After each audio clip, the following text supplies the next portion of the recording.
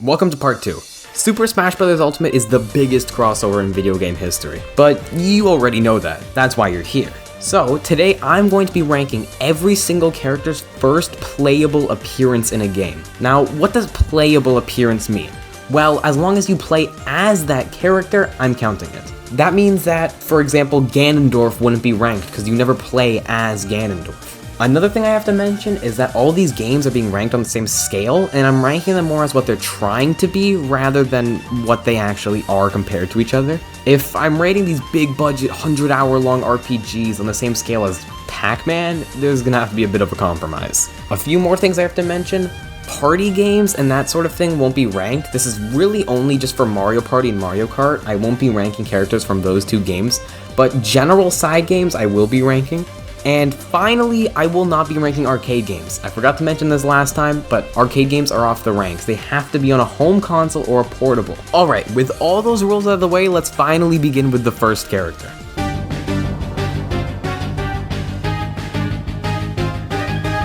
As I explained in my previous video, we'll be looking at the origin region of Pokemon, and I'll be choosing randomly between the two. So here we'll be looking at Pokemon Silver. I'm a big fan of Pokemon games in general, but one thing I never liked that much was the Game Boy games, just because their remakes were better. But after playing it, I've realized that Pokemon Silver isn't actually that bad. It has a cool story and some great new Pokemon. I especially like the new starters. They're not talked about enough. Pokemon Silver in general is just such an upgrade from Red. I still think the same thing with Red, however. I believe that the series has definitely gotten better with time, and that this game has been remade with Soul Silver, so I would rather play that. I still have a ton of respect for the early Pokemon games, and I don't think Silver is talked about nearly enough. I always hear people talk about Red, and then they just skip right to Ruby. But Silver is a great and underrated game, and in my opinion, it's an amazing improvement from Red. But although I would call it better and it is evolved, it's still very reminiscent of the previous game, especially in terms of looks and gameplay. I still sometimes find the random encounters annoying too, but it's nice that you can save anywhere. Overall, Pokemon Silver is a pretty good upgrade from the original Red, 8 out of 10.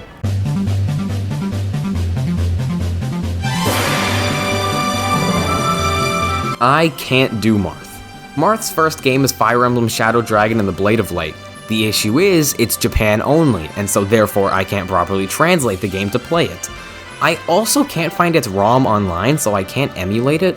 There was a remade version for the Switch in English, but come on, this much money for a game that consistently gets below a 70, so I'll give it a 5.5 and we'll pretend it never existed.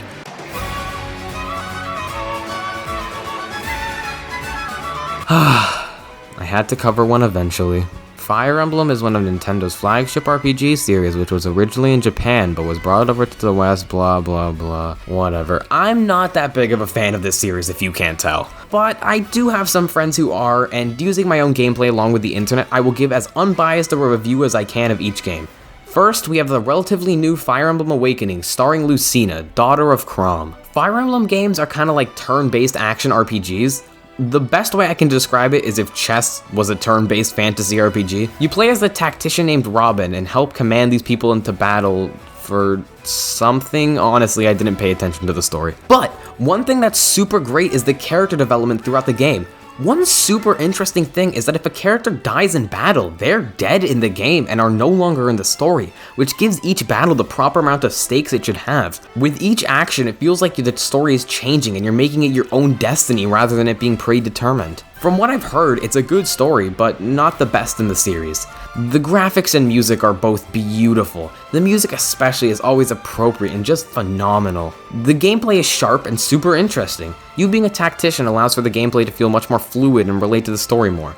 Overall, Fire Emblem Awakening is a great game, but the story isn't as strong as similar games. 7.5 out of 10.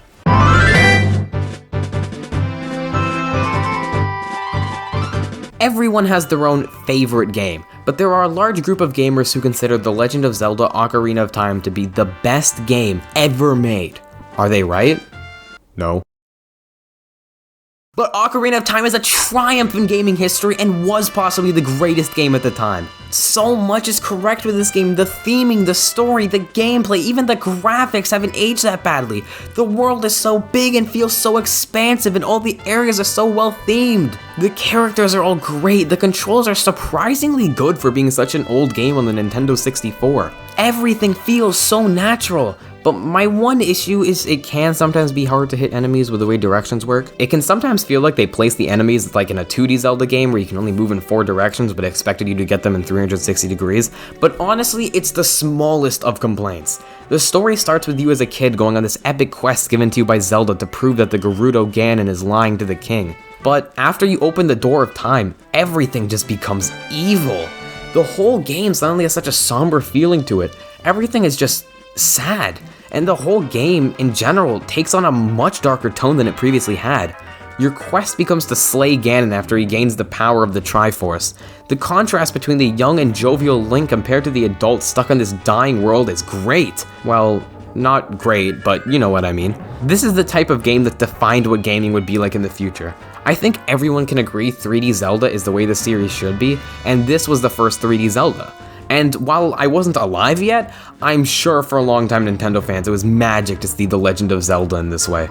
This wasn't the first 3D adventure game, but it might as well have been. What Ocarina of Time did to the Zelda series and gaming as a whole simply cannot be understated, and I have the highest amount of respect for this game. I'm giving Ocarina of Time a 9.5 out of 10, which puts it at the number 1 spot on my list.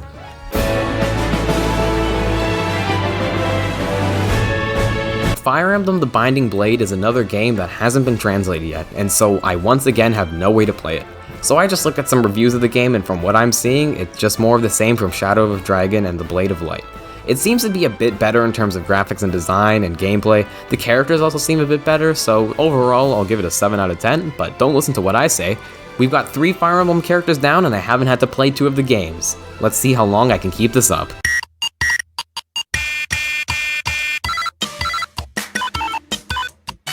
Game & Watch Ball is by far the oldest game on this list. For anyone who doesn't know, the Game & Watch was a brand of LCD screen handheld by Nintendo before they even made the NES. The Game & Watch systems had just one game, the first one being Ball. It's a fairly simple game where you juggle these balls and keep them in the air as long as you can. It's quite addictive, and while it's not something you would sink hours and hours into, I can see picking it up from time to time just for a quick game. The system in general is very high quality and looks great for such an old system. It works extremely well too. Like I said before, it's quite a simple game, so I can't say much about it. Overall, I have a ton of respect for the Game & Watch line of systems. Video games may not exist the way they are without it. Without the Game & Watch, Nintendo wouldn't have begun making consoles, and then Sony wouldn't have begun making consoles, and then Microsoft wouldn't. So, I'll give Game & Watch Ball a 7.5 out of 10.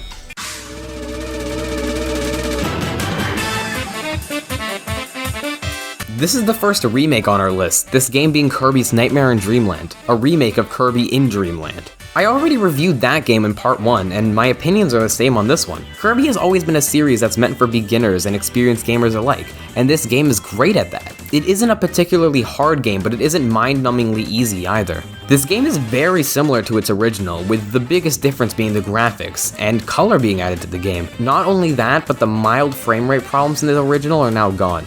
Meta Knight can be unlocked from completing the Extras mode, so that's why this is his first game. Overall, this is a fantastic game, and even better than the original, but I already reviewed that, so go watch part 1 if you want more in-depth thoughts about the game itself. 8.5 out of 10.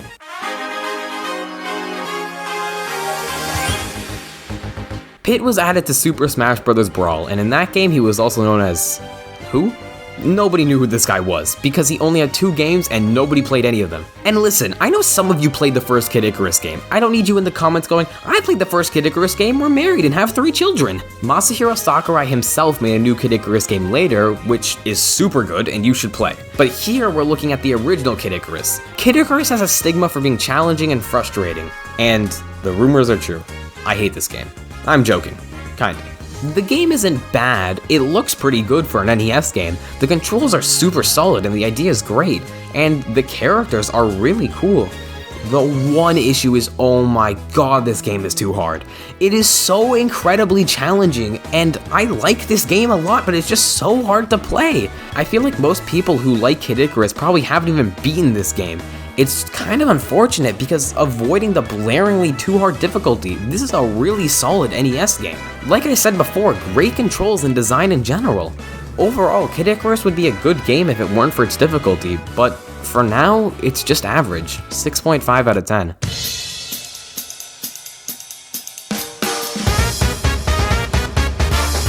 I love WarioWare so much. It may be my favorite spin-off series Nintendo has ever made.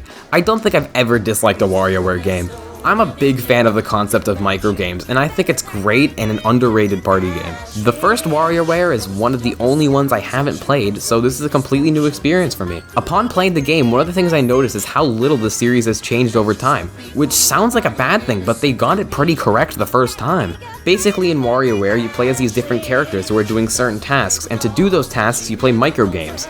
The game goes on forever until you lose 4 times, and you play as different people for a different selection of minigames. I found the gameplay of this game to be surprisingly great. As we've seen throughout this series, a lot of characters' first games aren't as polished or as good as the newer ones, which is understandable as it takes time for developers to find exactly how they want to design a game. WarioWare, however, is great on the first try. The microgames are addictive and fun, the progression is great, the characters are all interesting, and overall the game oozes quality. My biggest problem is how few microgames there are. The ones that we got are great, but I just wish there were a bit more of them in the game, so I won't see as many repeats. Overall, WarioWare Inc. Mega Microgames is an enjoyable and fantastically put together package. 8.5 out of 10.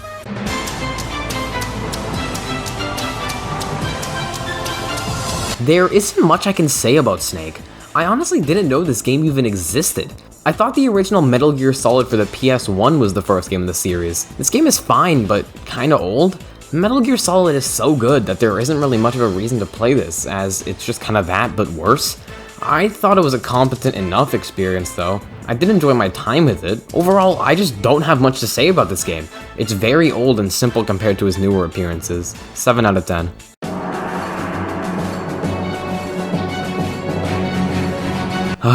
Another one already? Normally I don't care about Fire Emblem representation in Smash, but I just do not enjoy these games, and having to play so many of them is exhausting. Path of Radiance is another great game, but it just isn't as good as the other in the series. Similar to Lucina. The game is better than Awakening though, in my opinion. Better storytelling and the characters are, in my opinion, better.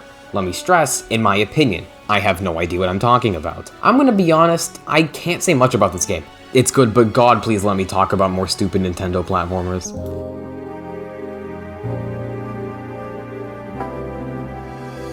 Mother 3 is a game that many people who aren't super into Nintendo don't know about.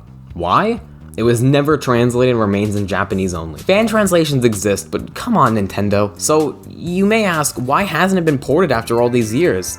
Well, in my opinion, this is one of, if not the darkest and mature Nintendo game. Characters swear death is all around, and I mean real death, and the whole game feels very dramatic and not like your average Nintendo game. I'll try my best to not spoil anything major, but I will talk about a few plot elements. You play as Lucas and it's very similar to Earthbound gameplay-wise. The battle system is very similar and so are the graphics, which is amazing considering this is on the GBA. The dialogue is as sharp as ever, but once again this is a fan translation, but from what I've heard it's very faithful to the original. It also fixes quite a few things I thought were annoying about Earthbound. I never liked how you had to open this menu to interact with things, but now you can just press A and interact. The story of Mother 3 is beautiful and possibly the best of any Nintendo game. It doesn't censor anything and holds no bards. This is a dark story with a truly devastating end. The storytelling and theming and music is all sublime and places Mother 3 on a level of its own. As much as it's a joke, localize Mother 3 Nintendo. 9 out of 10.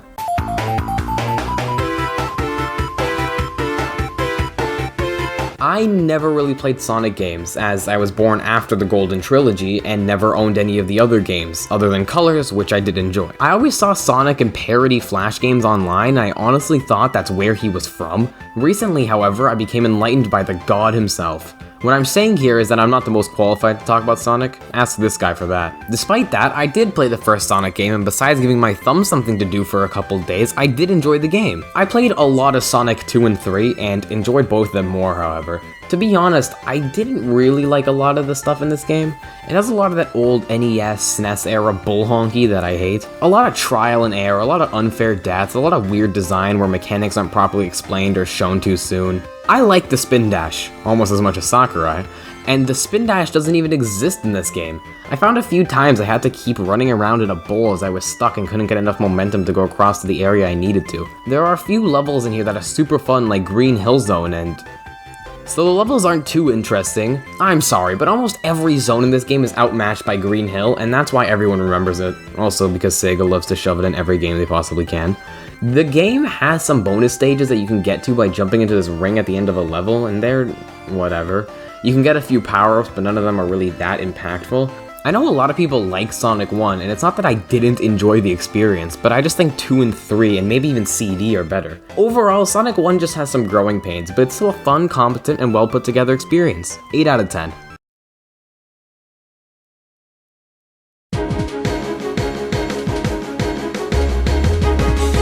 Wow, they really did it, huh?